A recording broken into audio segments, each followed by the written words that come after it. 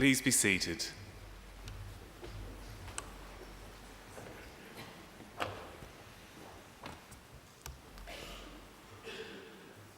Distinguished guests, ladies and gentlemen, I would like to invite Mr. Chris Tobin, representative of the Darug people, to give the traditional welcome to country. Mr. Tobin.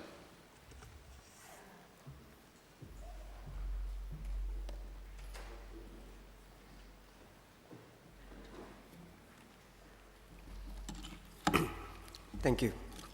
Warami, and welcome to the lands of the Wallamedigal. I belong to one of the local Aboriginal families of the Darug people, the traditional custodians over this part of the country.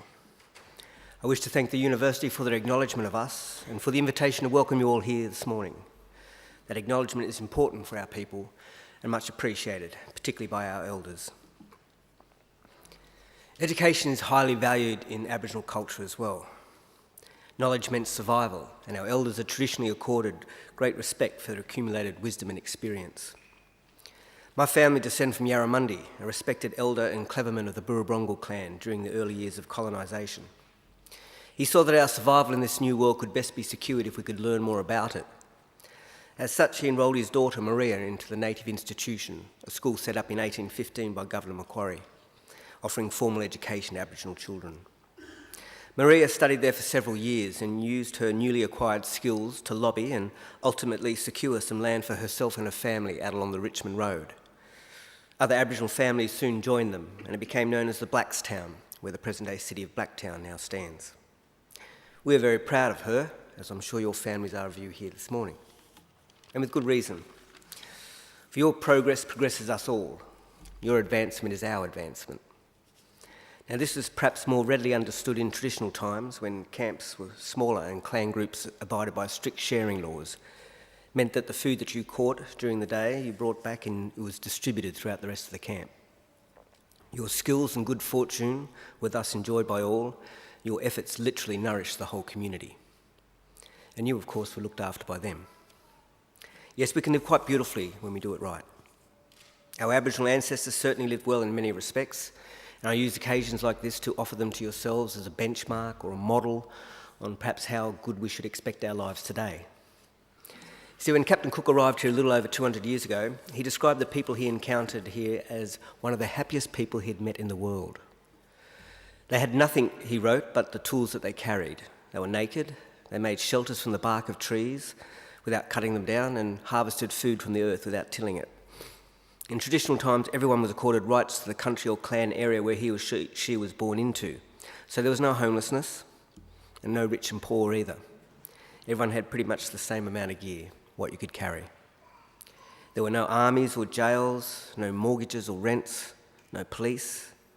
We have no history of slavery or empire building.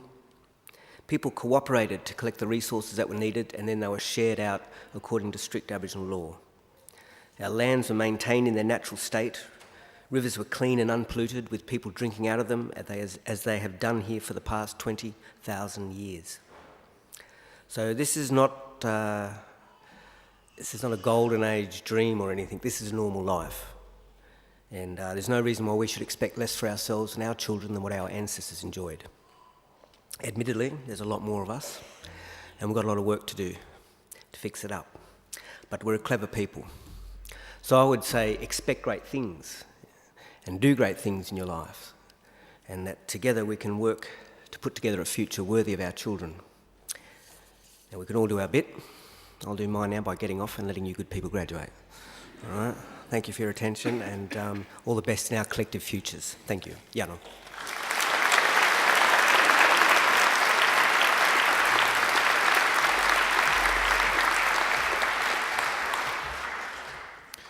Ladies and gentlemen, it is my pleasure to announce the Chancellor of Macquarie University, the Honourable Michael Egan. Mr. Egan. Thank you, Chris Tobin, for your welcome to country. Well, graduands, ladies and gentlemen, boys and girls, and I'm also pleased to hear the gurgling of a few babies down the back there. It's always interests me that parents, when they have a small child or a little baby at a graduation ceremony, sit down the back so that they can beat a hasty retreat when the child starts to make a noise. Now, I just want to tell you, we have a firm rule in this university. If a child or a baby makes a noise, you are not to take it outside, you are to stay where you are. None of us are annoyed by the sound of a baby. We've all heard worse. I certainly have. I was a Member of Parliament for 25 years, so I certainly can put up with it. But we know from experience also that if a baby cries during a graduation ceremony, the baby's back within 25 years to get its first PhD. So it's a good sign. Well, it's my very great pleasure as Chancellor of Macquarie University to preside at this ceremony today. First, let me welcome all of our graduands, and we have quite a number today, and we have lots of PhDs too, and that's great to see. I hope that today will be a very happy and memorable occasion for all of you. Now, if it is to be a happy day, it means that you all have to relax. Now, some of you look relaxed and happy, but a number of you look quite nervous. There's no need to. Let me assure you that everyone who comes up here has a clammy hand, so you don't have to rub your hand against your garment, and you don't have to worry about falling over either. That often happens, and that's why we have all these people here, because they pick you up. So just relax, enjoy the day, and make sure it's a great day for you and your friends and your family, because you deserve to take pride, great pride in your graduation. Completing a degree is never easy. You need an intelligent and inquiring mind, you need determination and perseverance, and you need to make many sacrifices. So welcome and congratulations to each and every one of you. Today I also want to welcome, and especially welcome, those of you who are sitting behind our graduands as their invited guests. Because if you think about it for a moment or two, you've obviously all done well as well, because the very fact that you're here, the fact that you've been invited by one of our graduands to share one of the great days of their lives is proof positive that you've been very important in their lives and in the successes that we celebrate today. So mothers and fathers, brothers and sisters, cousins, sons and daughters, grandmothers, grandfathers, friends, husbands, wives, partners, boyfriends, girlfriends, lovers, or whatever you are, congratulations and thank you for celebrating this great occasion with us. And I don't want you to think either that observing today's graduation is the end of your role, because I have another very important service for you to perform for our newest graduates as they'll soon become. I want you to make sure that the testimonies, the degrees they receive today, are never ever put in a bottom drawer, but are always proudly displayed in a position of prominence. In other words, if our graduands are too self-effacing to proclaim their own success, you make sure that you do it for them. Now, the ceremony that we're about to participate in is one of the world's oldest social rituals. For centuries, graduates have been donning robes just like the ones our graduands are wearing today and participating in ceremonies just like this one. Indeed, there are some 50 universities in the world which can trace their history back more than 500 years. Now, I hope it won't surprise you to learn that Macquarie is not one of those 50 universities. We're very young, only 49 years of age. But in those 49 years, we've come a long way. We now have more than 130,000 Macquarie graduates living in more than 140 countries. Macquarie is a very modern and outward-looking university. We're regarded as one of Australia's leading research universities and are currently extending our research as we are our course offerings and facilities. We're always trying to engage with the world around us. We've forged strong alliances with the community and with industry and are keen to establish more. On your way here this morning, you may have seen our new Macquarie University Hospital only about 2 years old, which is used not only, of course, for its primary purpose of treating sick people, but also used by the students and academics in our School of Advanced Medicine. We're the only university in Australia with its own private hospital. Many universities in the United States have them, but we're the only one here in Australia. You may also have seen our new library, which was opened, I think, last year, which really, I think, is the envy of every university in the land. And only this week, we officially opened our new Advanced Hearing Hub, which is a world-leading institute dedicated to advances in hearing, speech and language science. So we're looking forward and we're on the move. We want Macquarie always to be a leader in teaching and learning and a leader in the accumulation of knowledge and understanding. In other words, an ideal community of scholars. And graduands, in just a few minutes, it will be my very great honour to confer your degrees upon you and welcome you as lifelong members of that community of scholars we proudly call Macquarie University. Thank you.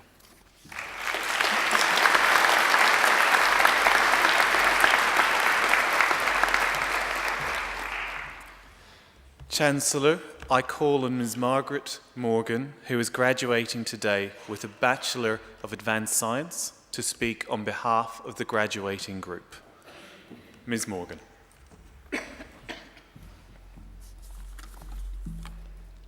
Chancellor, members of the university, fellow graduates and guests. The last time I stood up here was nearly 30 years ago when I graduated with my arts law degree.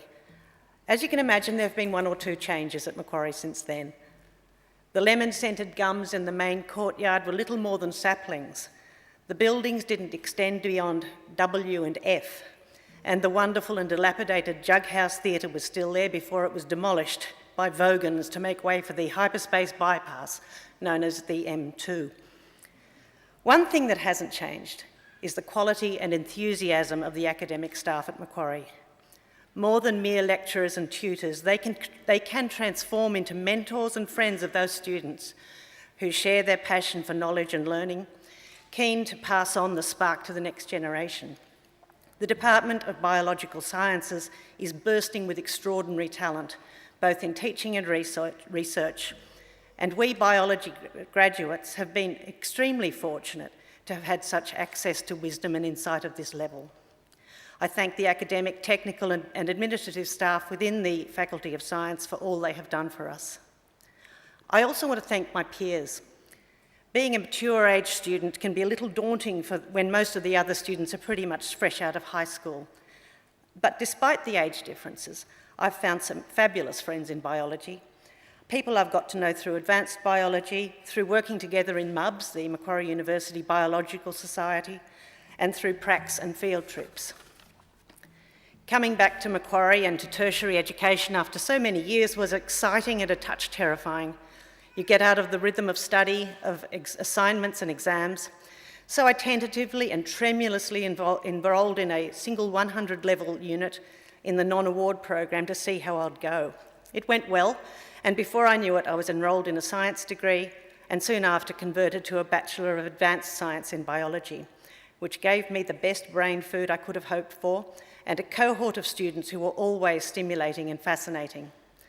Throughout, I've been encouraged by the endless support of my family, my husband Martin and my daughter Maxine, and my parents who instilled in me the spark in the first place. Thank you. To the families here, I know that you've also worked hard to reach this point. Your presence here demonstrates that you are proud, and you should be. There is one person who isn't here, who should be and who many of us miss. Brendan Searle was an advanced biology student who was well loved and respected by many others in the department, particularly younger students. His death was a terrible shock. Vale Brendo. The idea of lifelong learning has become a bit of a cliche, but it is a very real thing. I hope that in years to come, many of you will be back up here on this stage, accepting degrees, maybe postgrad, maybe in entirely different disciplines. Of course, education is about getting a good job, but it is so much more than that.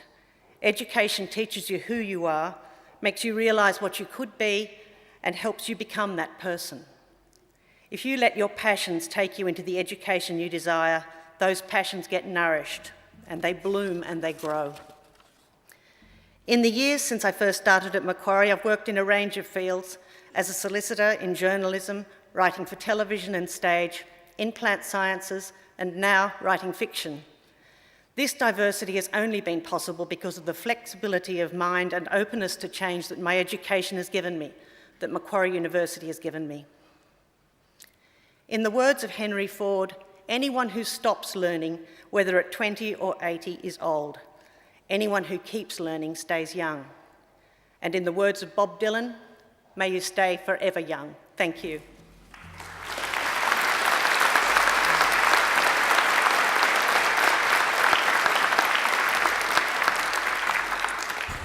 Well, what a great address and what great advice. Keep learning and stay young. As you heard, this is the third degree that Margaret has received from Macquarie University. That's quite something. I hope that that's not the end, Margaret. You can always come back for a fourth and a fifth, and certainly we'd love to see that. Well, graduands, we now come to... I think she deserves another great round of applause for that.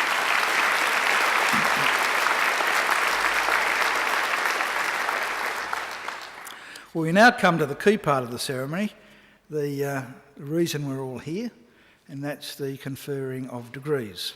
But it's the part of the ceremony that makes me just a little bit nervous, because I'm assured that if I give a degree to someone who's not eligible to receive it, I can't take it back. So I have to make absolutely certain that everyone who's presenting today for a degree has never been late in submitting an assignment, has never missed a class, and is otherwise eligible to graduate today. So I'm going to ask the Deputy Registrar to give me that assurance. Deputy Registrar. Chancellor, I certify that all candidates being presented here today and those who are absent have satisfied the requirements of the Academic Senate for the degrees and diplomas they are to be awarded. Would all candidates for admission to degrees and diplomas please stand? Graduands, in the name of the Council of Macquarie University and by my authority as Chancellor, I admit each of you present and those who are absent to the degrees or diplomas for which you have qualified. Graduates, congratulations.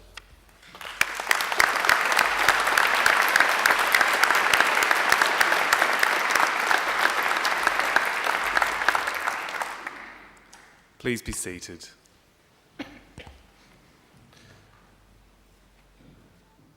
Chancellor, the graduates at this ceremony are from the Faculty of Science. The faculty teaches courses and conducts research about people and our physical environment. It is home to a number of internationally recognised research centres. It has close links with industry and is building firm future partnerships, especially with the many companies located close by within Macquarie Park. The faculty includes research and study areas in biological sciences, chemistry and biomolecular sciences, chiropractic, computing, earth and planetary sciences, environment and geography, mathematics, physics and astronomy, engineering and statistics. Chancellor, I now call on Professor Clive Baldock, Executive Dean of the Faculty of Science, to present the graduates and diplomates. Professor Baldock. Chancellor, I present to you the graduates and diplomats from the Faculty of Science whom you have admitted to degrees or awarded diplomas. I present graduates admitted to the degree of Doctor of Philosophy. Dr. Ryan Peter Crompton for a thesis entitled Natural Hazards, Impacts and Climate Change.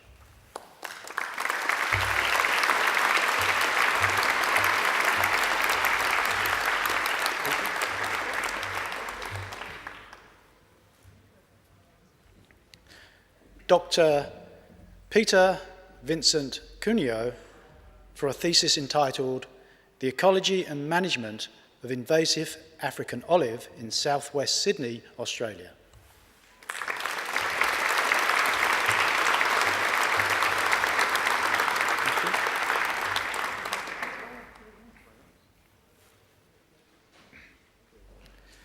Dr. Matthew Dowell for a thesis entitled A Comparison of Two Species of Bandicoots Influenced by Urbanisation, Population Characteristics, Genetic Diversity, Public Perceptions, Stress and Parasites.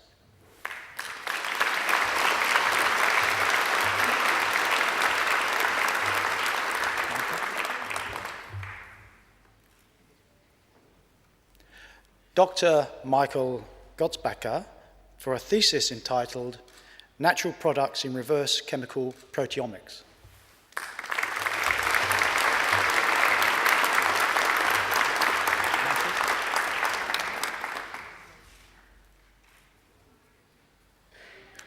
Dr. Michael Mariani for a thesis entitled Novel and Emerging Analytical Techniques for the Identification and Quantification of Proteins in Complex Biological Systems.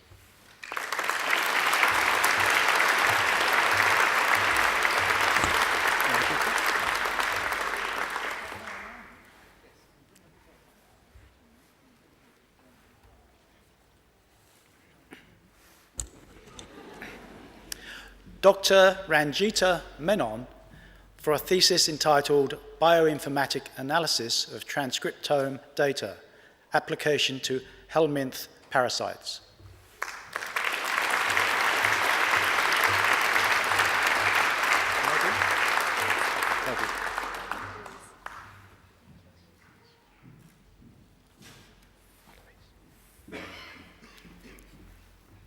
Dr. Louise Metcalf for a thesis entitled Sustainability as Organisation High Performance, Licensed to Lead Through System Emergent Human Values Clustering.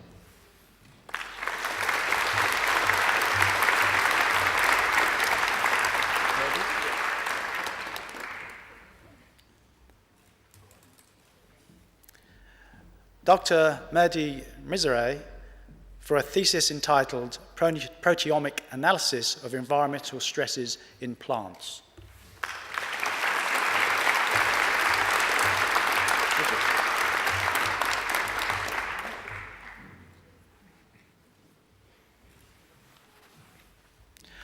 Dr. Bridget Margaret Mosley for a thesis entitled The Respect They Deserve, Local Perceptions of Value in the Archaeological Material Culture of Western New South Wales, Australia.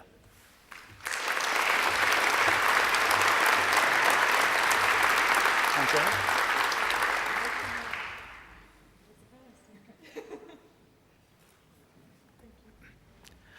Dr. Andrea Nicastro for a thesis entitled How Pre-Existing Stressors Determine Climate Impacts.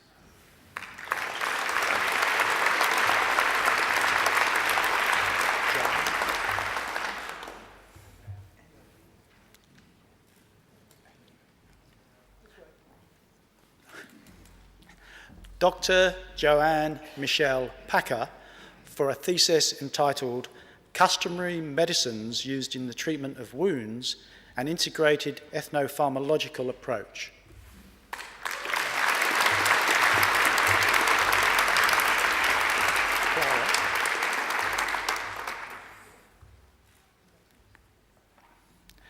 Dr. Clara Stein for a thesis entitled The Growth and Development of Albury-Wodonga, 1972 to 2006, United and Divided.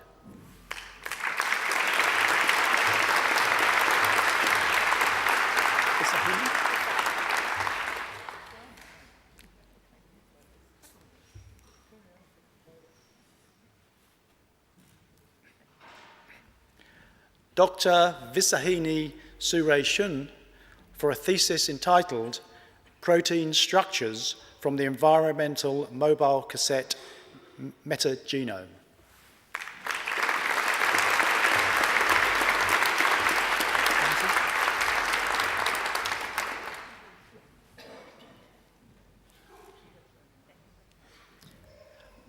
Dr. Daisy Ann Taylor for a thesis entitled Effects of Metal Contamination on Gene Expression in Sydney Rock Oysters, Sacostrae glomerata.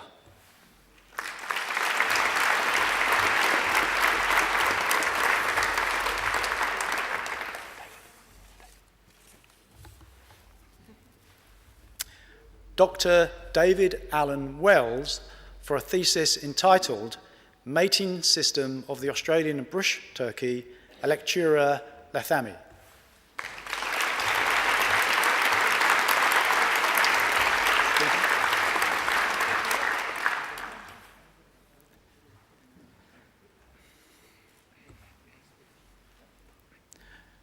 Dr. Stephen John White for a thesis entitled Photooxidation of toluene and xylenes, Mechanism, Modelling and Secondary Organic Aerosol Formation.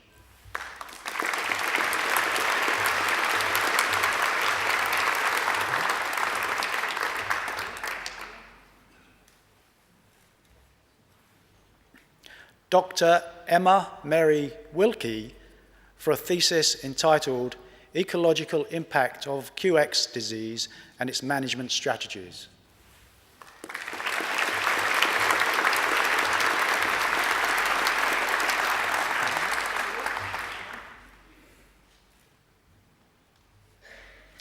I present graduates admitted to the degree of Master of Biotechnology, Camille Ganja.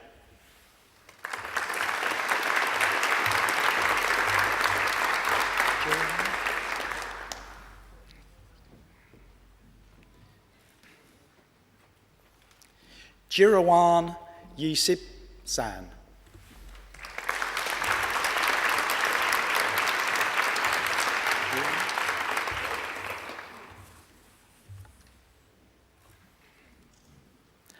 I present the graduate admitted to the degree of Master of Environmental Education, Rhiannon Sue Harris.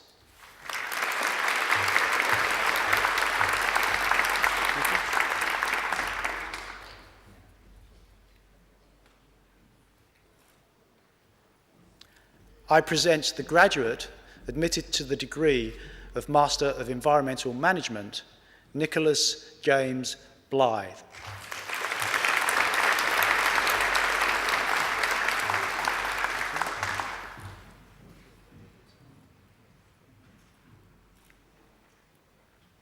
I present graduates admitted to the degree of Master of Environmental Planning, Martine Bruce.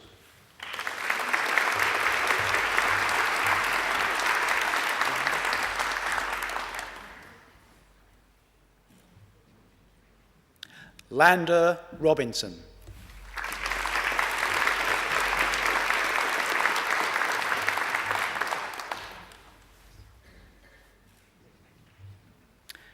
I present graduates admitted to the degree of Master of Environmental Science, Dane Henry Collins.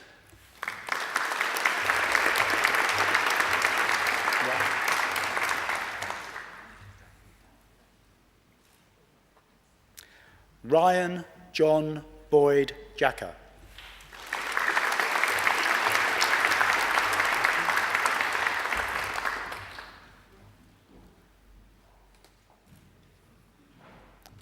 Matthew Michael Novakov.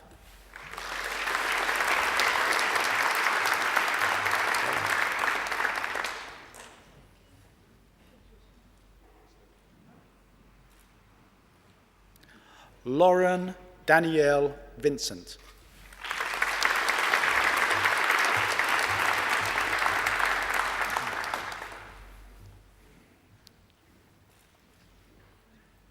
I present the graduate admitted to the degree of Master of Environmental Studies, Tomoko Namiki.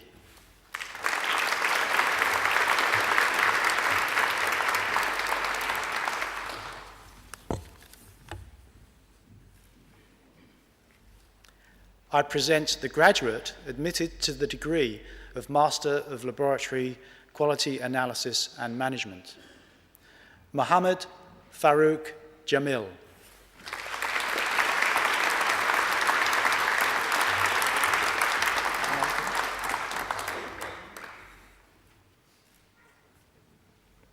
I present graduates admitted to the degree of Master of Marine Science and Management, Penelope Stephanie Carbia.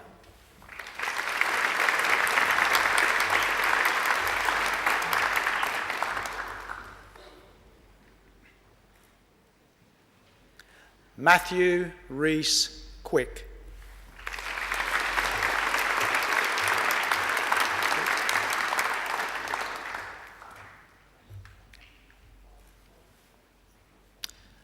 I present the graduate admitted to the degree of Master of Museum Studies, Philip Anthony Russo.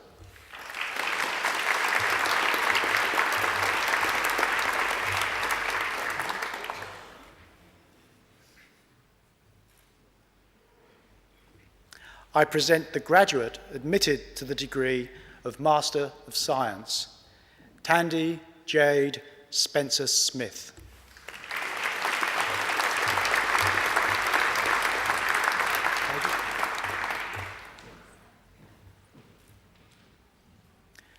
I present the graduate admitted to the degree of Master of Sustainable Development, David Andrew Martin.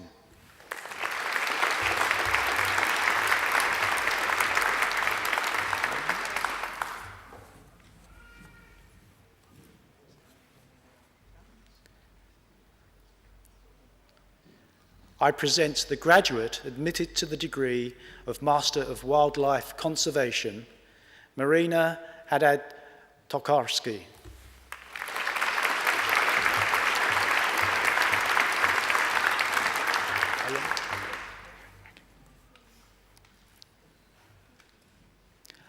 I present the graduate admitted to the degree of Master of Wildlife Management, Ayun Manga.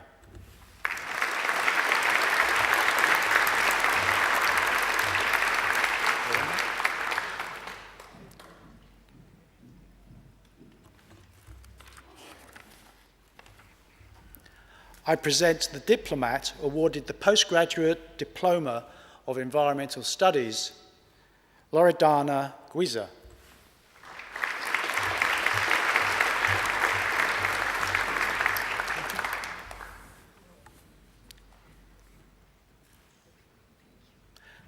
I present diplomats awarded the Postgraduate Diploma of Sustainable Development, Katie Atterwell.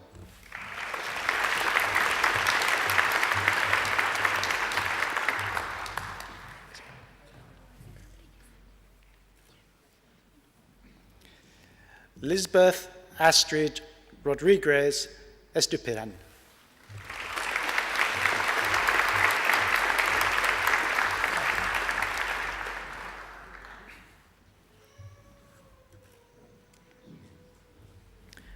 I present the graduate awarded the University Medal for Geology, Catherine Louise Fallow, who graduated with the honours degree of Bachelor of Science with first class honours in September 2012.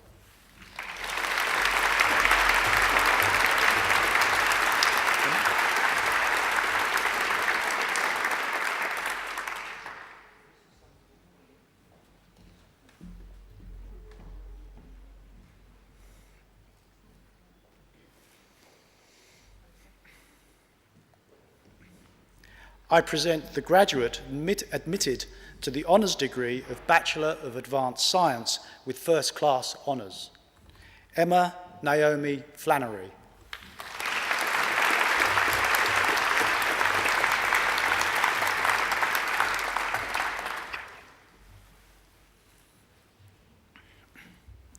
I present the graduate admitted to the honours degree of Bachelor of Arts with first class honours, Jacqueline Amanda Soars.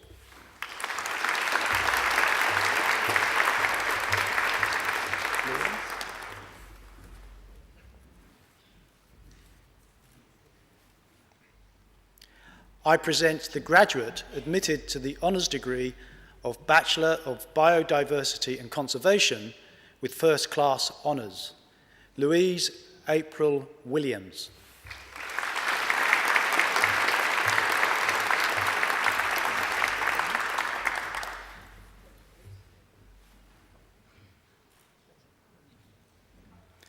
I present graduates admitted to the honours degree of Bachelor of Environment with first class honours, Zachary Larkin.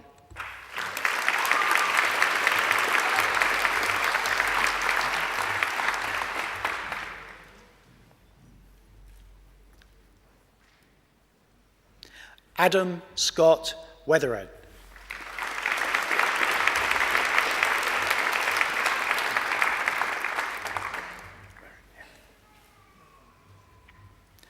I present graduates admitted to the honours degree of Bachelor of Environmental Science with first class honours, Marek Roulion.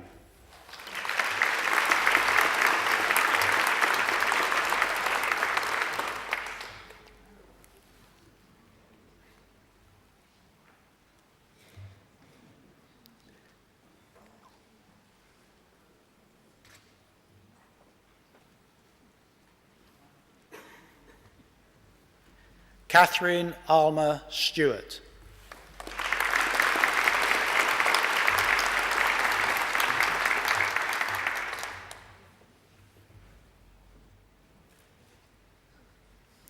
I present the graduate admitted to the honours degree of Bachelor of Marine Science with first class honours, Nathan Charles Bass.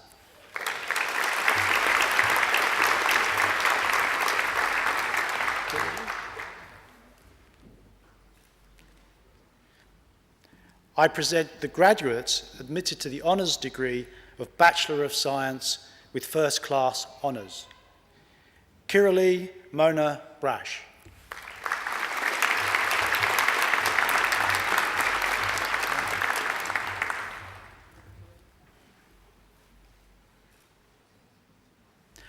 Michael George Howden.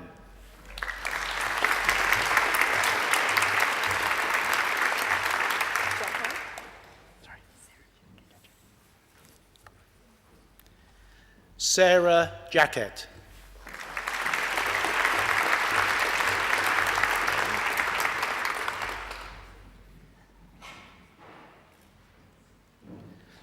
Laurie Ann Keller.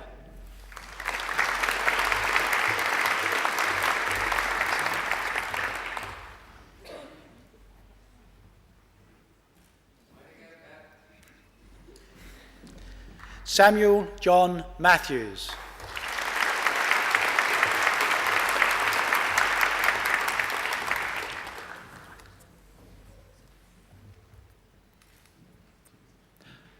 Dominic McAfee.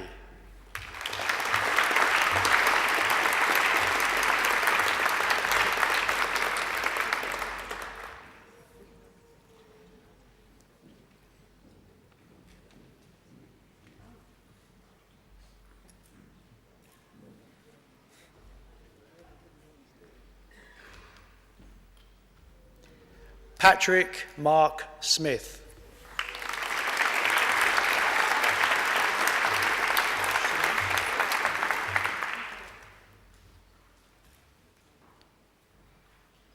Suad Zumut.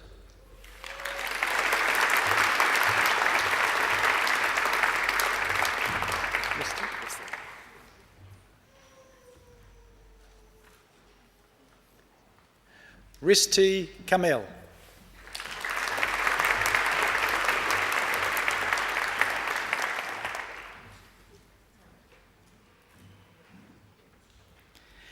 Emily Mayuki Cave.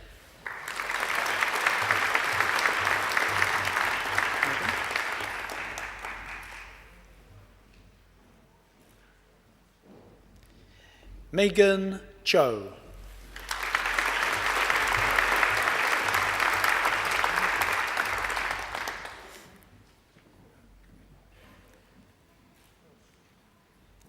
Kelly Rebecca Jacobs.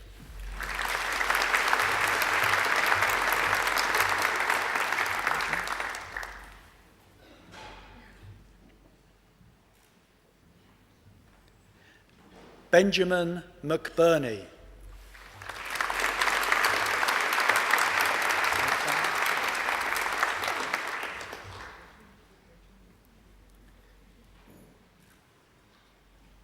Alexander Tickle.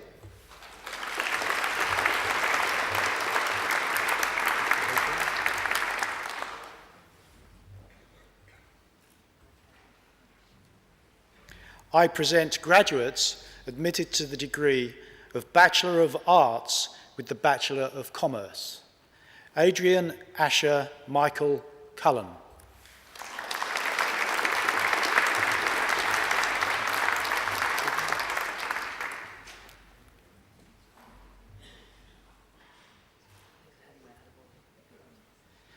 Vivian Haydig.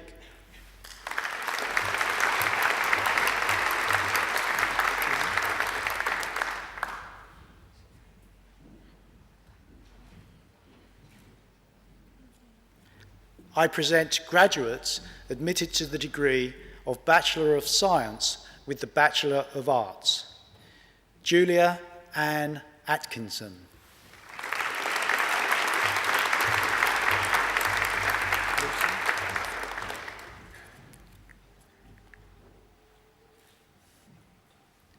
Lucy Nipperes.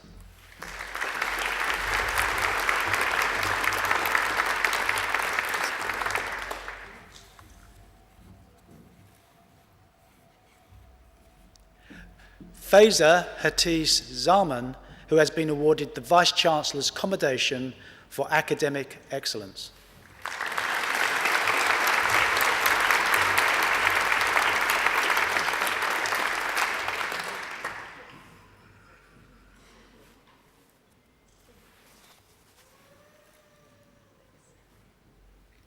I present the graduate admitted to the degree of Bachelor of Science with the Diploma of Education, Christine Loris Harper.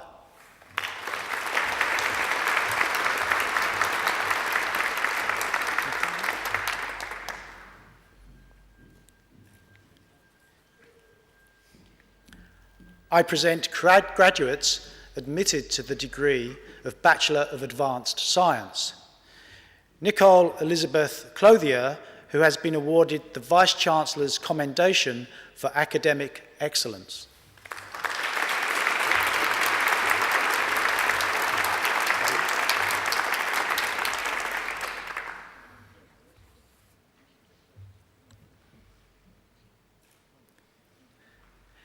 David Handler.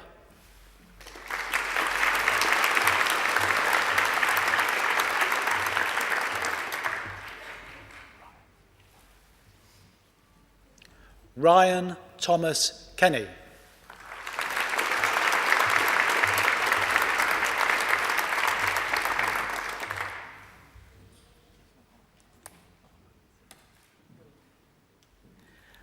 Margaret Helen Morgan.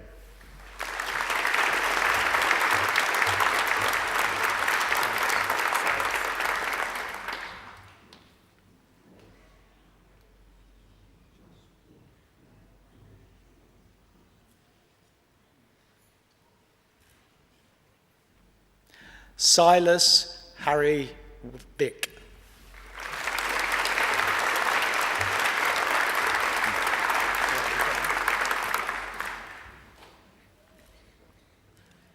Yvonne Yin.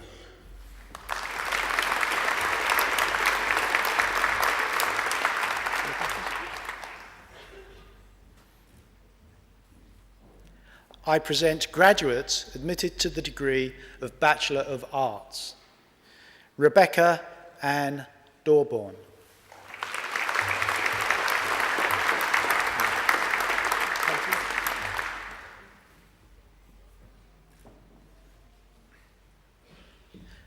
Katie Priscilla Drever.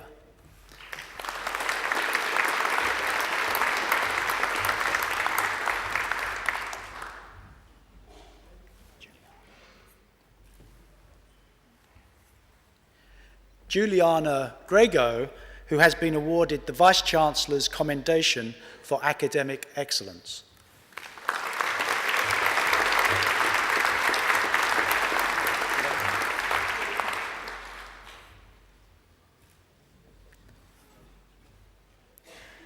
Lauren Jane Hicks.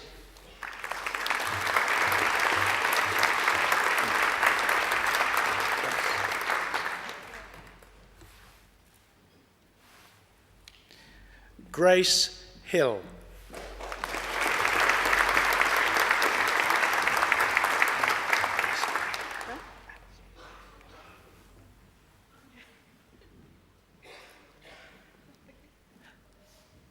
Alison Hall.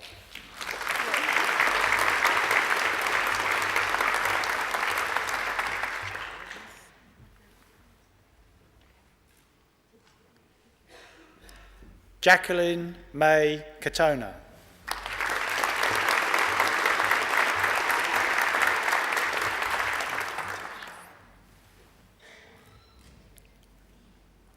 Kate Kendrew.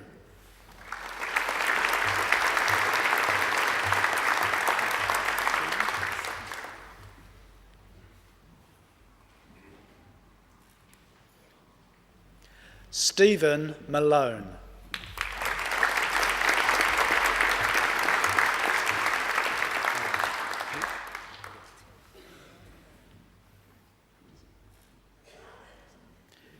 Yuk Tin Mo.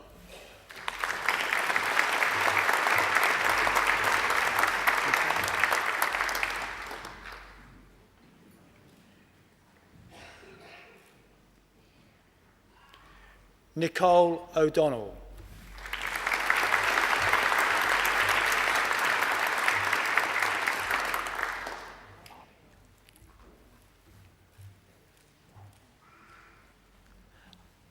Lani Ruth Pirenboom.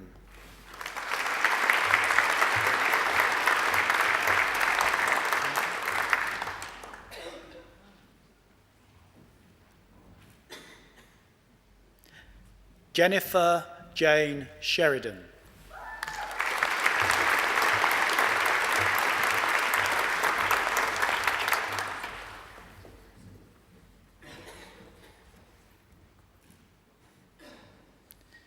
Jessica Rachel Turrell.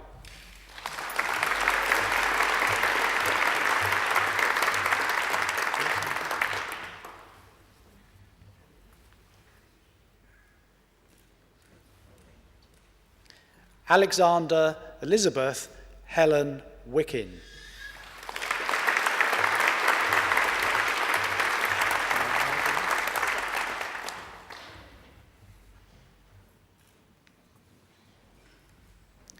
I present graduates admitted to the degree of Bachelor of Biodiversity and Conservation. Marguerite Victoria Goss.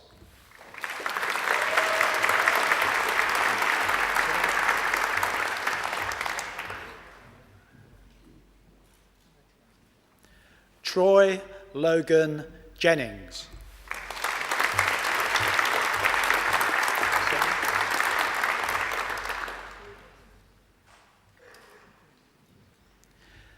Sarah Kinsley.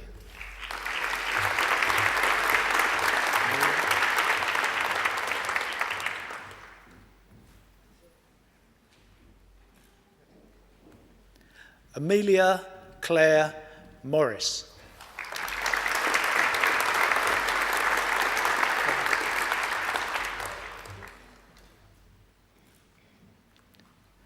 Craig Norton.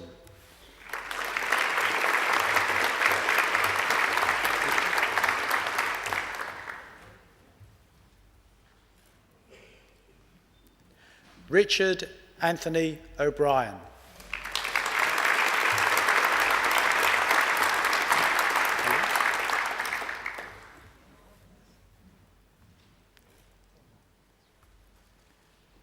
Elise Kaya Sutton.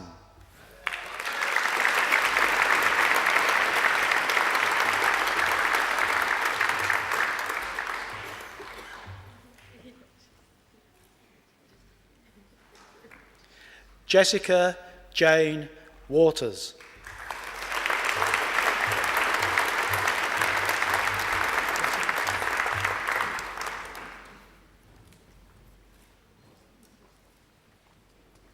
I present graduates admitted to the degree of Bachelor of Environment. Jessica Ann Adams.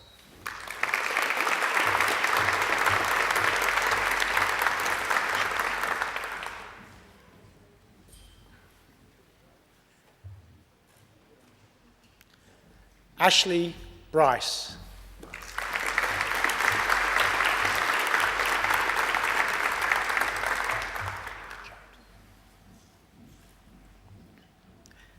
James Alexander Casey.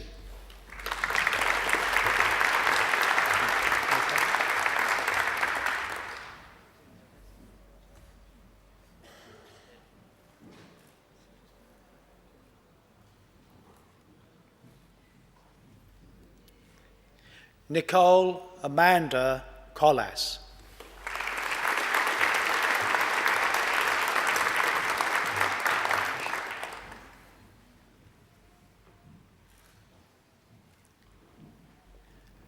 Ash Asenath Earl Peacock.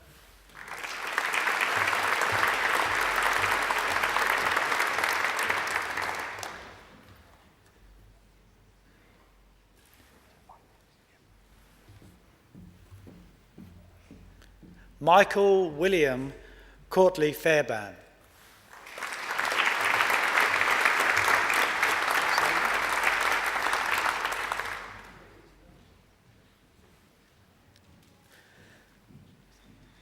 Sarah Ann Lynch.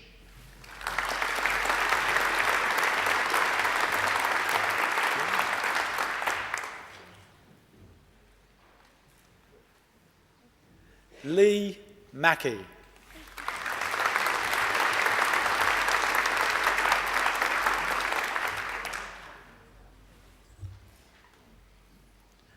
Thomas Charles Mackinson.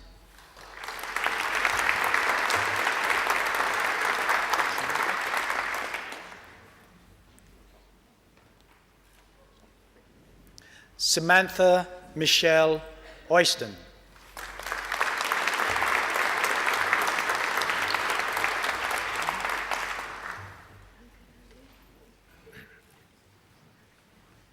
Talia Park Ross.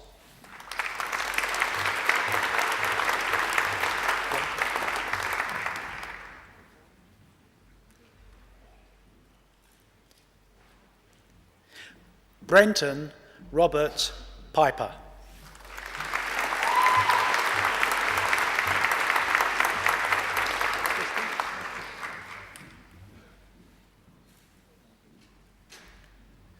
Christy Kim Race.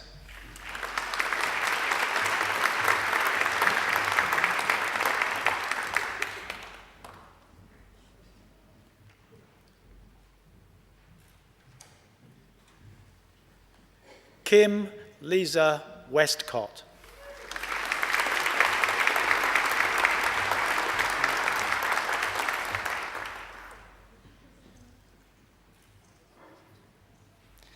Samantha Ann Williams.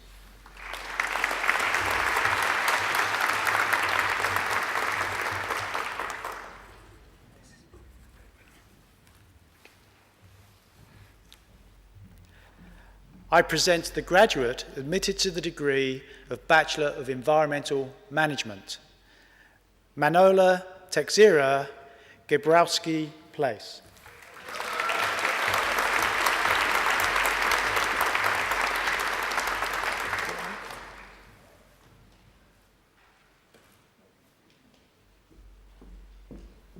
I present graduates admitted to the degree of Bachelor of Marine Science, Courtney Elizabeth Derryman.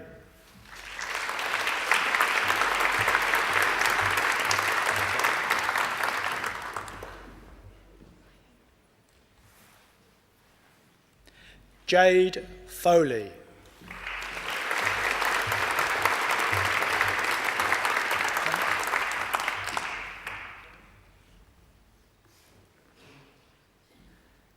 Thomas Huon Boyd.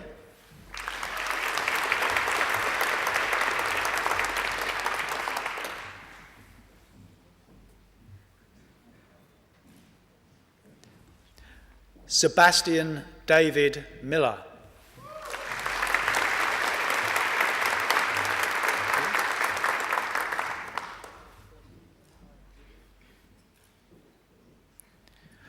Ruth Elizabeth Pidd.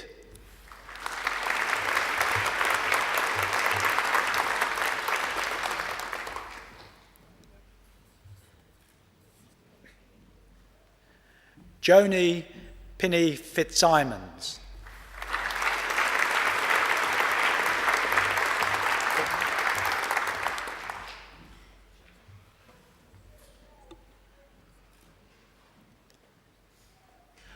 Courtney Jane Reid.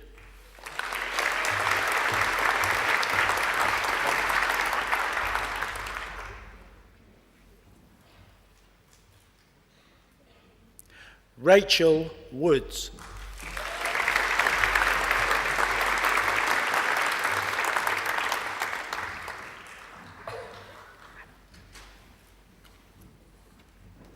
I present graduates admitted to the degree of Bachelor of Medical Sciences. Anna Ruan.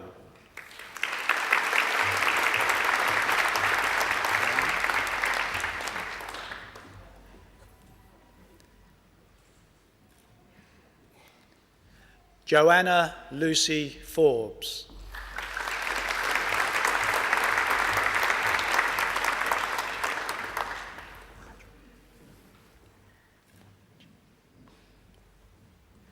I present graduates admitted to the degree of Bachelor of Planning. Patrick James Borzici.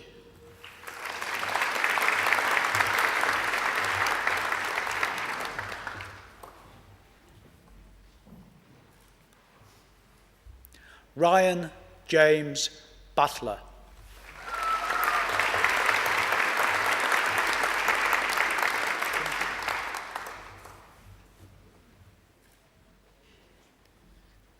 Timothy Patterson Cooper.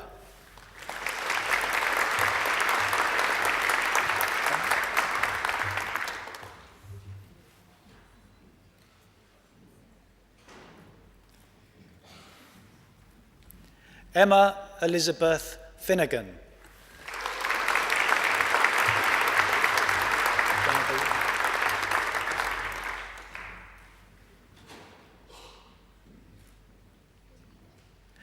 Genevieve Patricia Seed.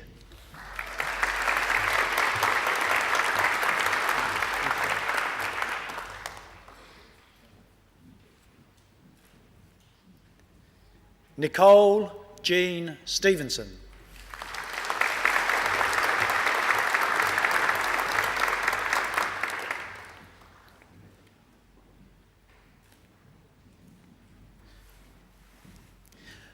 Susanna Todorovic.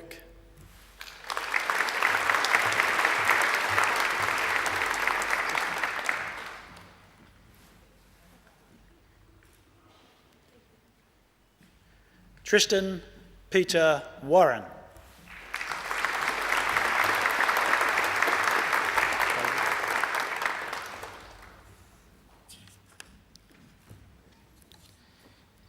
David Zabel.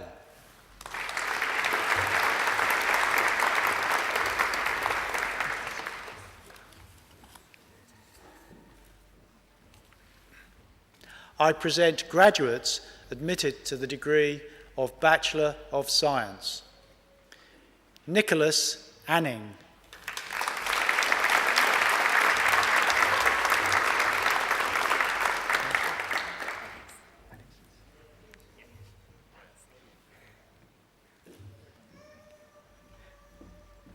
Elise Ballasty.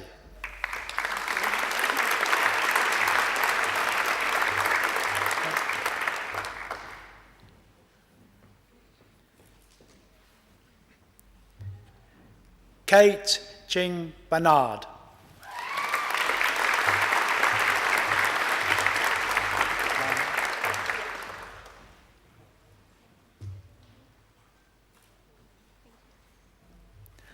Lani Barnes.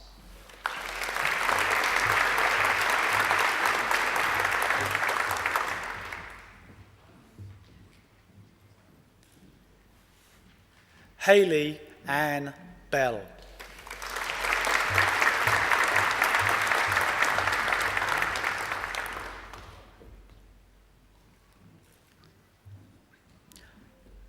Paul Brian Bloxham.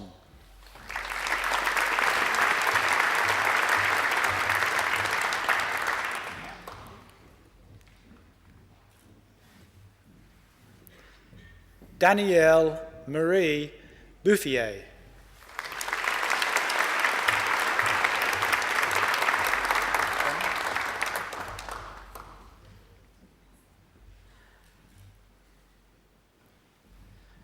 Donald Neil Sebastian Cameron.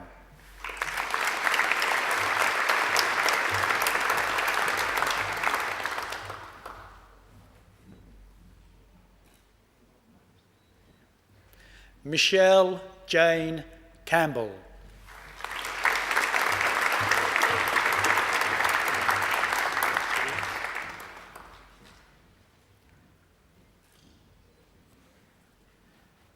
Therese Marie Canty.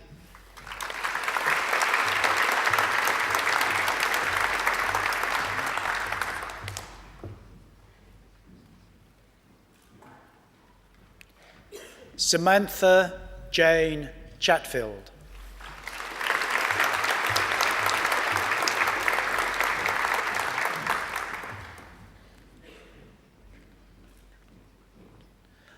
Michael Alexander Chulaton.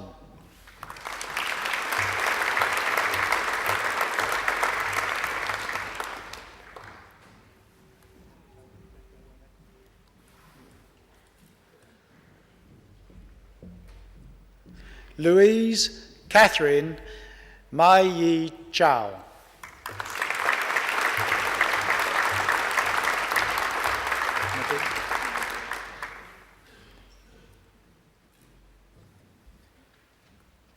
Nadi Sisek.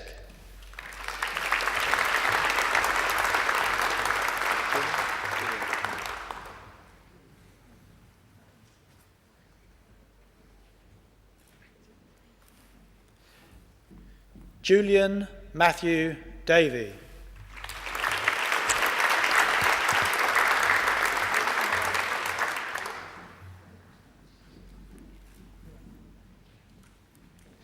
Kelly Louise Davis.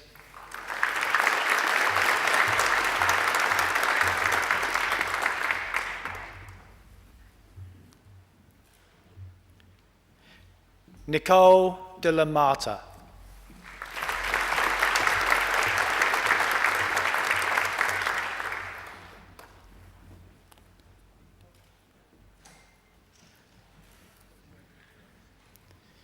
Beth Melanie de Bresny.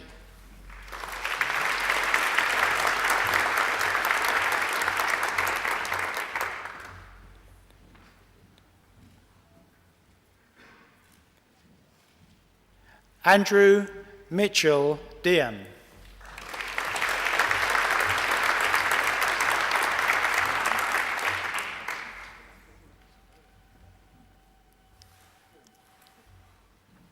Maria Soldad Donato.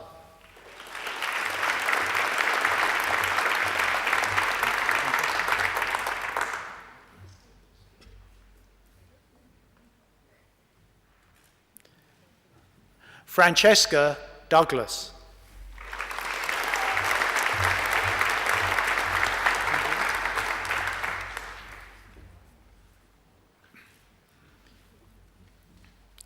Kimberly Ann Duncan, who has been awarded the Vice-Chancellor's Commendation for Academic Excellence.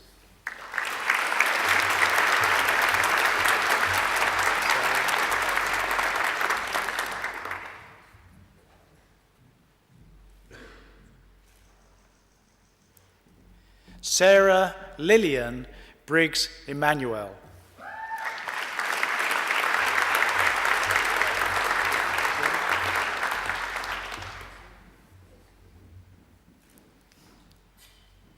Ziri Fletcher.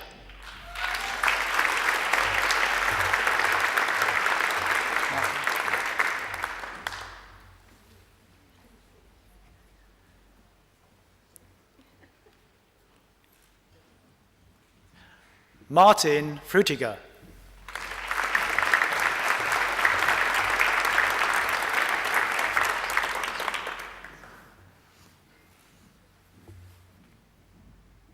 Thomas Guff.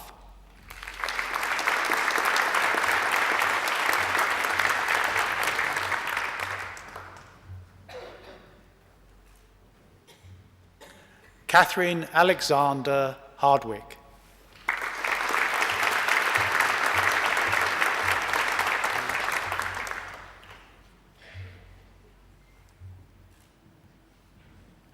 Alicia Hickey.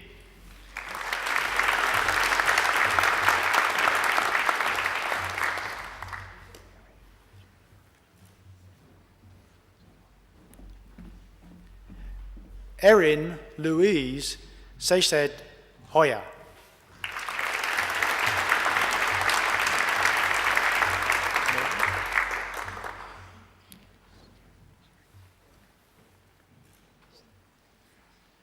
Morgan Taylor Sang.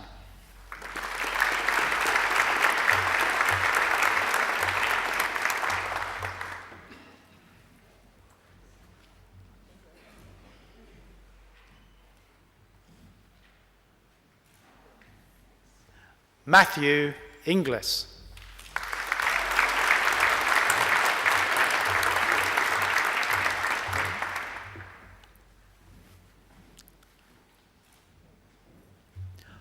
Laura Jeffrey.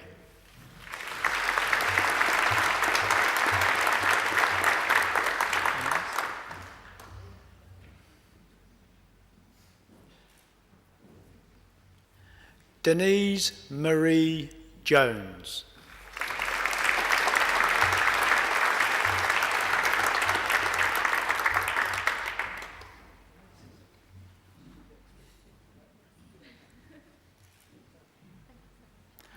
Robert Bruce Kelly.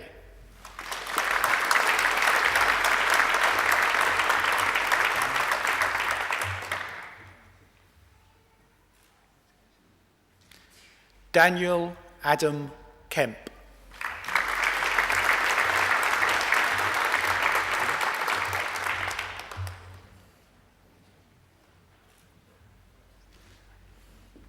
Alice Louise Kirk.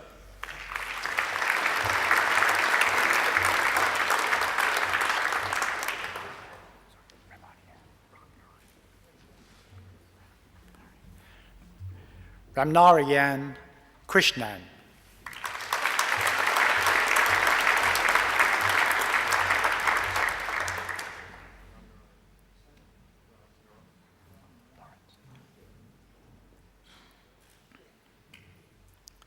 Lawrence Koo.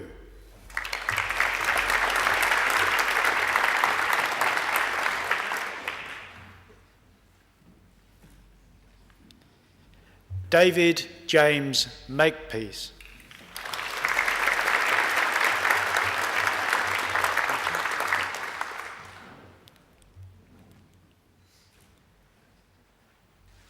Marcin Jan Maliki.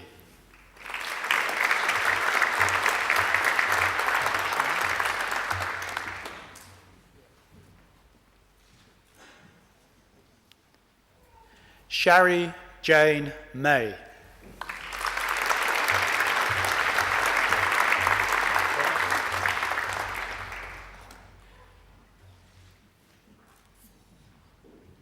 Robert John McGraw.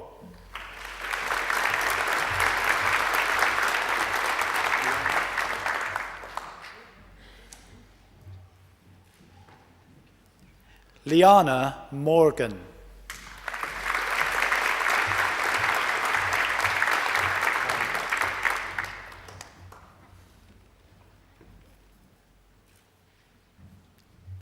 Kylie Morrow.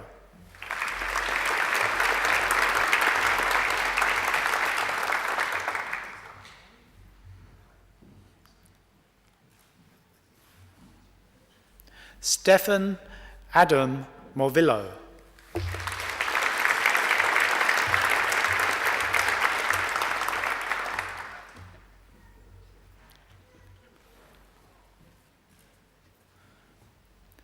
Go Nakamura.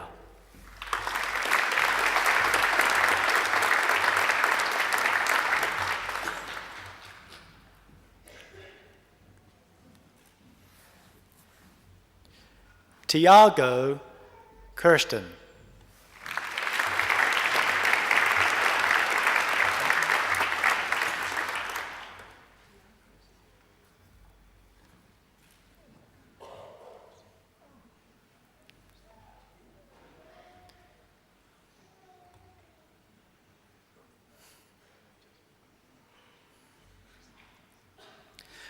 Benjamin Richard Pendleton.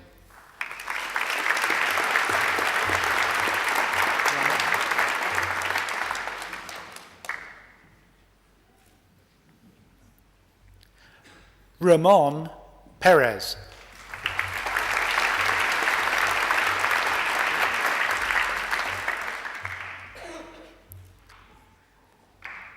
Kira Plon.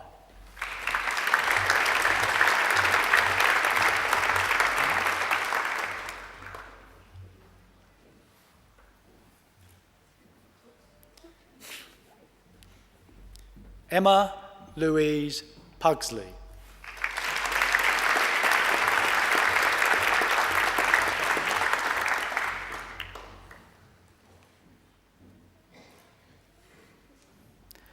Stephanie Lisa Rayner.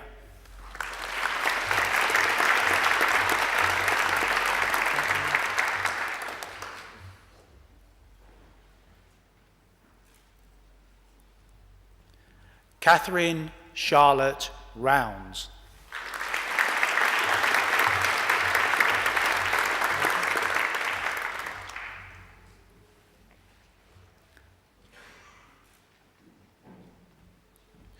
Partha Sarkar.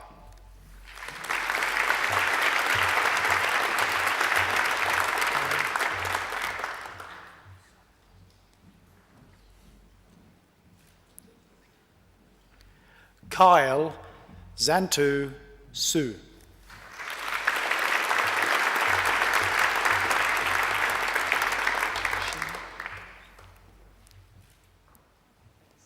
Sheena Su.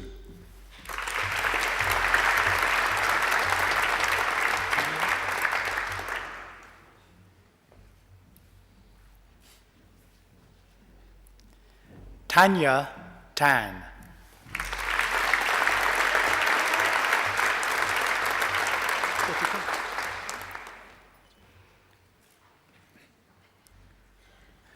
Kritika Toraskar.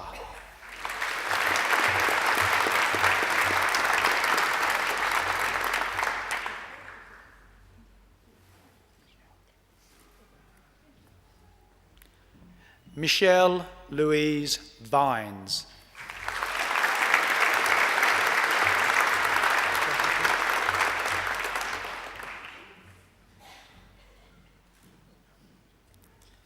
Jessica Wetton.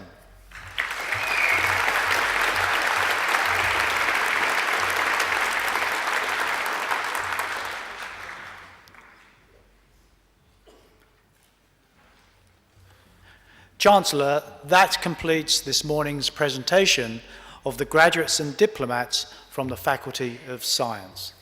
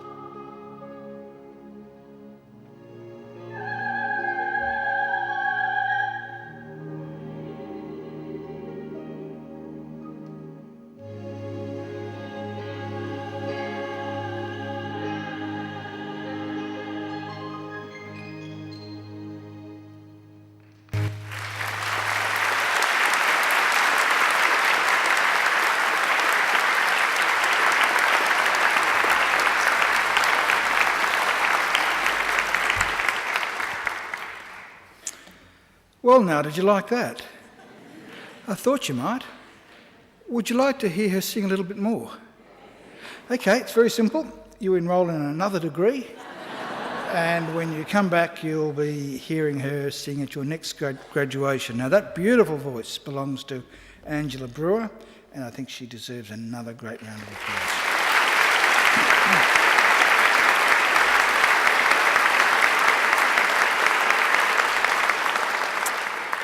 And also, I'm sure you'd like to thank our organist over there, Dr. James Forsyth.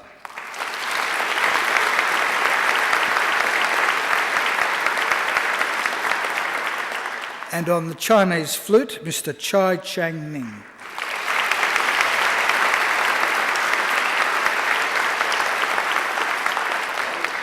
And sitting next to them are some of our alumni volunteers who come along to make sure everything goes smoothly at your graduation. They deserve a great round of applause too.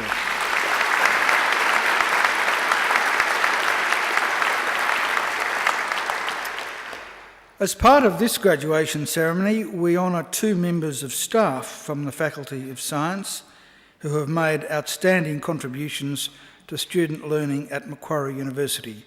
I now call upon Professor Bruce Doughton, Vice-Chancellor of Macquarie University, to read the citations. Professor Doughton.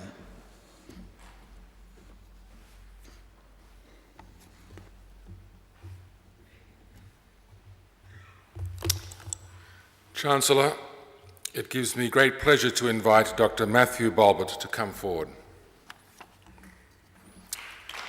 Chancellor, Dr. Balbert is a 2012 winner of a Vice-Chancellor's citation for outstanding contribution to student learning. Dr. Balbert won his award for developing an innovative assessment regime that both identified early students at risk and also provided building blocks to develop students' academic and scientific literacy while developing graduate capabilities. Assessments ranged from innovative use of technology through peer assessment and competitive teamwork in an engaging and entertaining interpretation of the sport rogaine, called the Arbo game. Chancellor, I present to you a truly worthy recipient of a 2012 Vice-Chancellor's citation for outstanding contribution to student learning, Dr. Matthew Balbert from the Department of Biological Sciences in the Faculty of Science.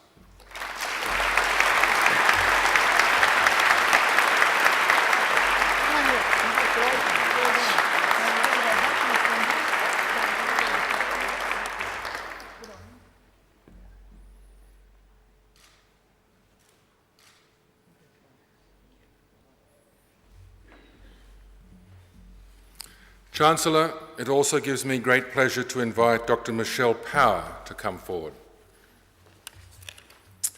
Dr. Power is a 2012 winner of a Vice-Chancellor's Award for Teaching Excellence. Dr. Power won her award for involving her undergraduate students in research and problem-based learning. Her innovative, student-centred approach to assessment that has demonstrably increased student engagement and success, as well as for her leadership in the area of curriculum development and review. Dr. Power has been at the forefront of exploring new teaching technologies such as blended learning, peer assessment, and teaching in intensive mode for Session 3. Chancellor, I present to you a truly worthy recipient of the 2012 Vice-Chancellor's Award for Teaching Excellence, Dr. Michelle Power, also from the Department of Biological Sciences in the Faculty of Science.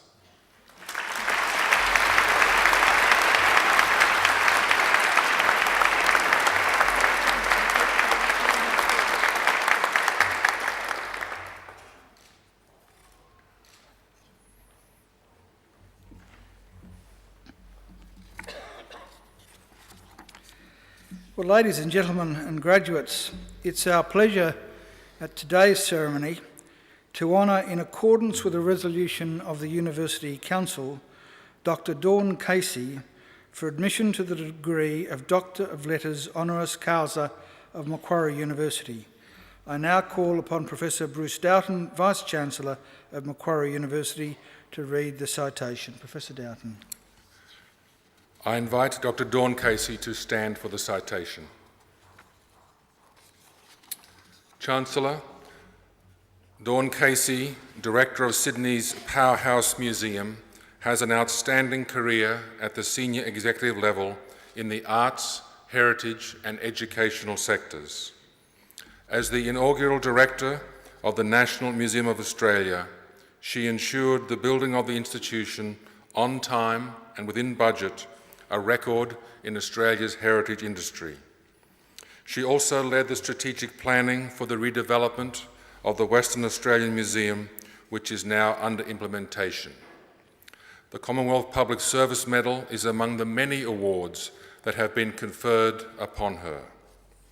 One of Australia's most distinguished cultural leaders, she served promoting good governance on several university boards and committees, the Indigenous Land Corporation, the Development Board for Commonwealth countries, the Global Environmental Facility, and committees of the United Nations, to name but a few.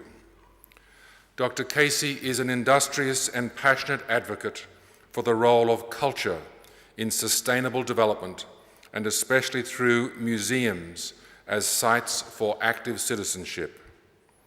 Over her career, Dr. Casey has made a significant contribution to the development of Australia's cultural institutions, as well as being a senior public servant.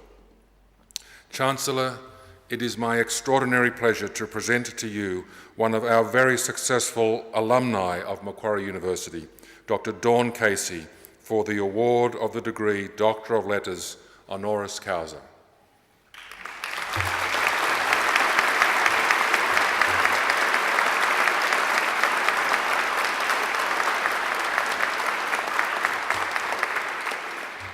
Dawn Casey, in the name of the Council of Macquarie University and by my authority as Chancellor, I admit you to the degree of Doctor of Letters honoris causa.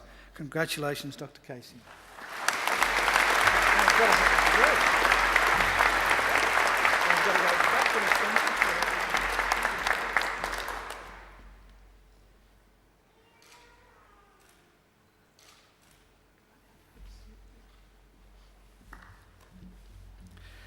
It now gives me much pleasure to invite Dr. Casey to deliver the occasional address. Dr. Casey.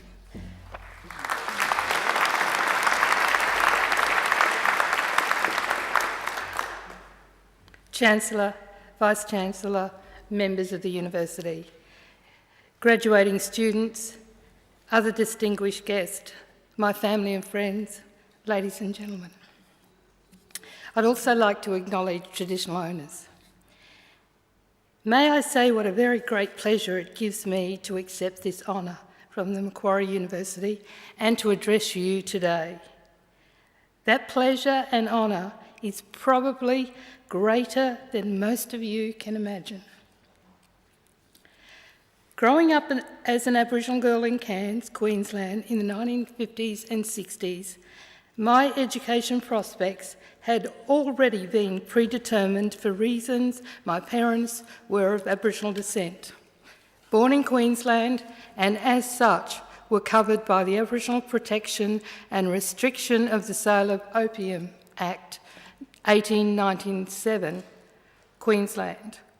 Although presented at the time as a charitable, humane and philanthropic measure, this act in its practical outcome was oppressive and removed basic civil rights of Aboriginal people, reducing them to the position of state wards.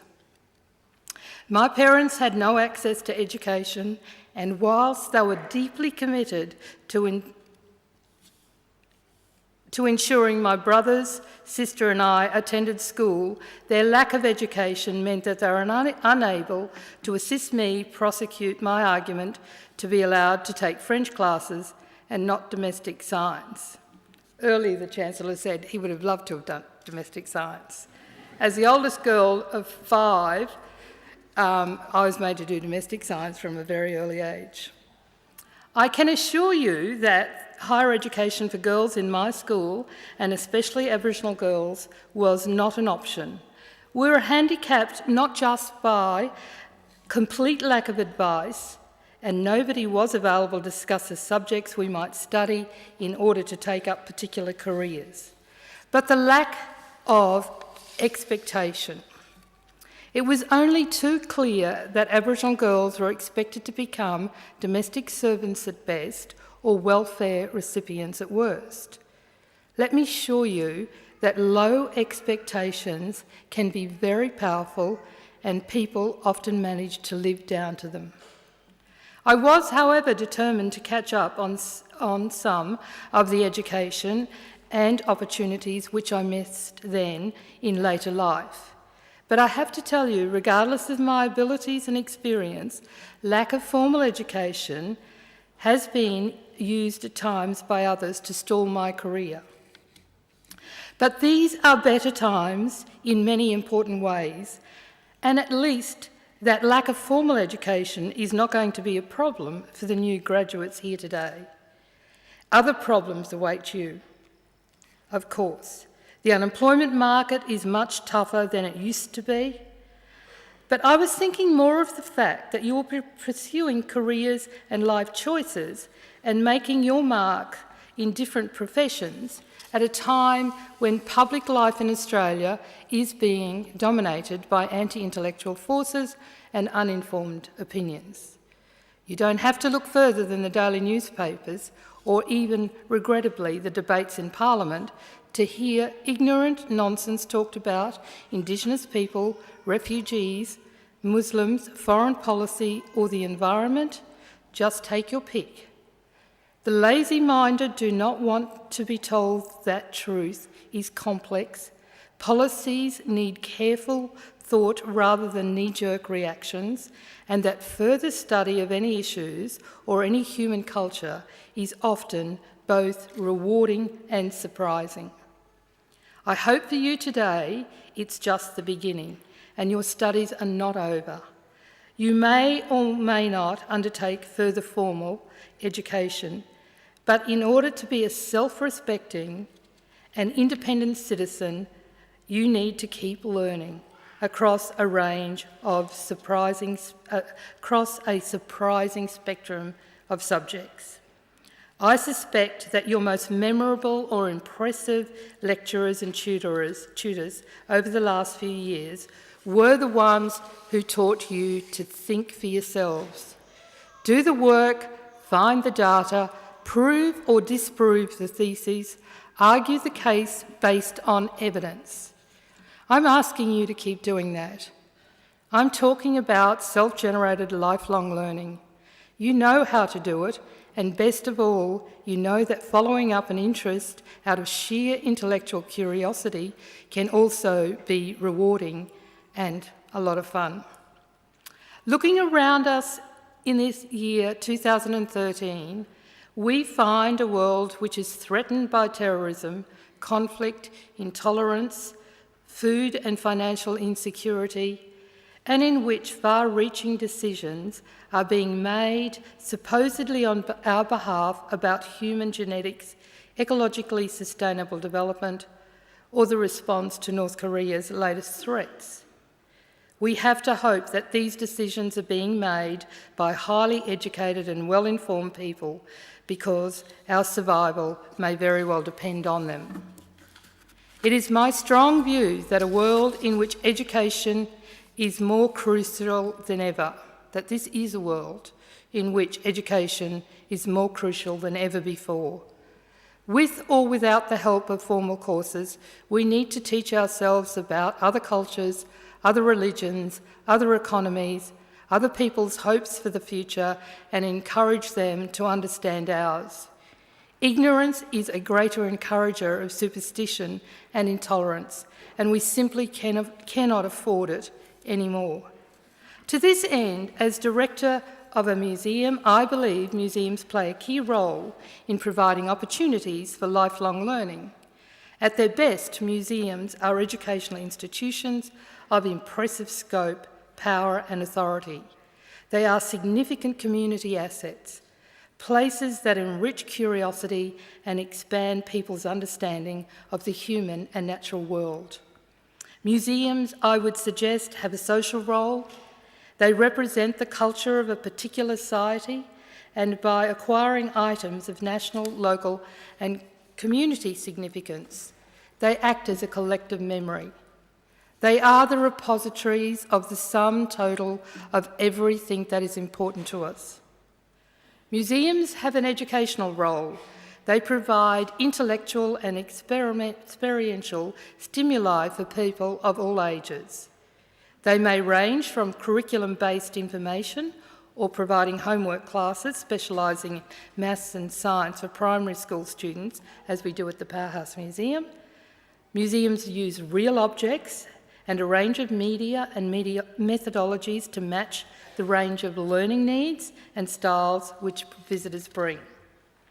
And finally, but equally importantly, museums have a civic role. They offer a public space in which people may properly seek pleasure and enjoyment as well as learn, exchange views, perhaps balance one perspective against another. They may offer something as simple as a day out with family and friends, or as vital as a sense of belonging.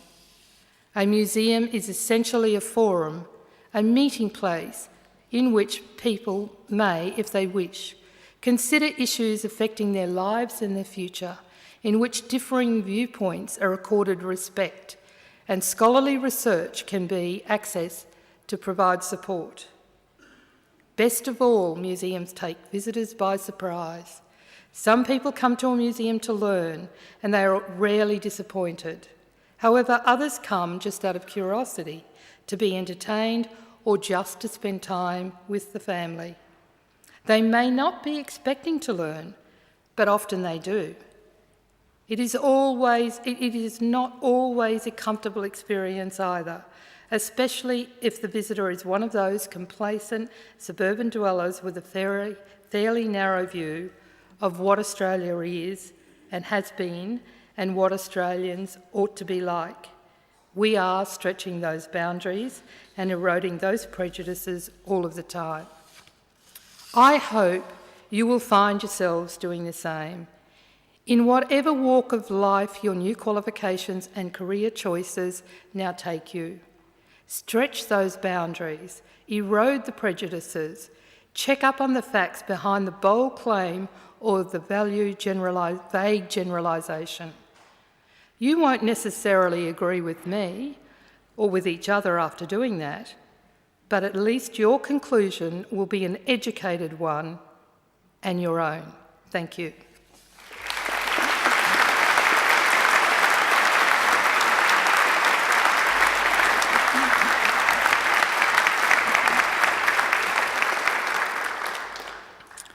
Stretch the boundaries, erode the prejudices. I'm sure you'll agree that was great advice, and certainly we've been very privileged to hear an inspirational occasional address from a woman who is an inspiration and a very great Australian. So I think she deserves a great round of applause.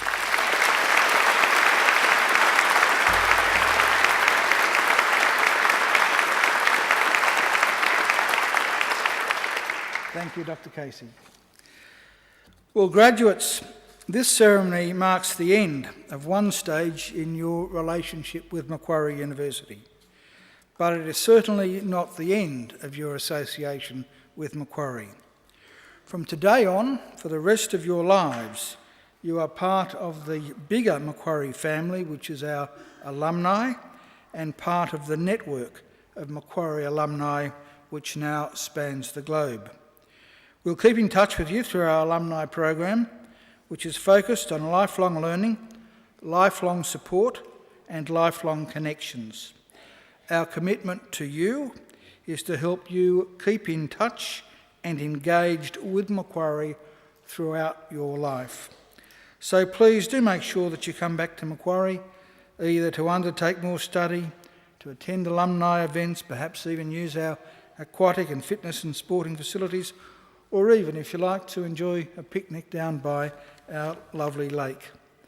Well, graduates, The award of a university degree carries many opportunities and privileges. But like all privileges, it also carries responsibilities. Believe it or not, you, each and every one of you, can change the world. And you don't have to be a Nobel Prize winner to do it either. Because almost everything you do, in your homes, in your workplaces, and in your communities matters and can make a huge difference. The consequences of every effort, every action, large or small, can reverberate throughout society, through the decades, indeed the centuries. Even something as simple as a kind word or a kind gesture can often be the spark that ignites a great life or a great career or a great achievement. So as Chancellor of Macquarie University, I charge you to use what you have learned, not only for your own benefit, but also for the betterment of the community. I charge you to use the skills and knowledge you have acquired with rigour and integrity, and to commit yourselves to a program of lifelong learning and inquiry. I charge you to recognise the worth and dignity of all people, particularly those who have not had the opportunities that you've enjoyed. I charge you to set high goals and to continue the hard work that has brought you so far. I charge you, wherever you go, to go with all your heart. And in all you do, I charge you to uphold the good name of Macquarie University. Now, graduates, I hope also that you'll always remember the people who have helped you along the way, many of whom, of course, are here with you today. So, to acknowledge their contribution and thank them for it, I'm now going to ask you to do a couple of things. Graduates, would you now please stand? And would you place your testaments, your degrees, on the seats behind you? And turn around to face your families and friends. And now I invite you to give them a mighty round of applause.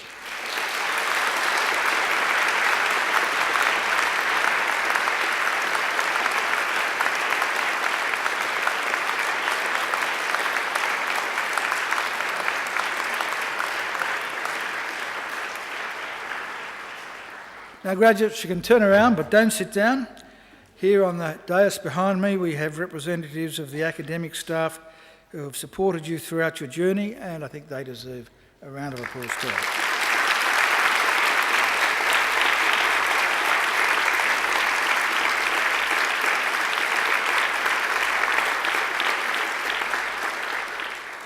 Well, ladies and gentlemen, the official party will now leave the courtyard through the centre aisle and will be followed by the graduates. I invite you all to now please stand and remain standing until the last of the graduates have processed out. And then I invite you to join us at the University Court for some light refreshments. We even these days have some ice creams for the young children, or those of us not so young who like ice cream. Graduates, I wish you the very best for the future, and in the words of the old Irish blessing, may the road rise up to meet you. May the wind always be at your back. May the sun shine warm upon your face and rains fall soft upon your fields. And until we meet again, may God hold you in the palm of his hand. Thank you and good luck.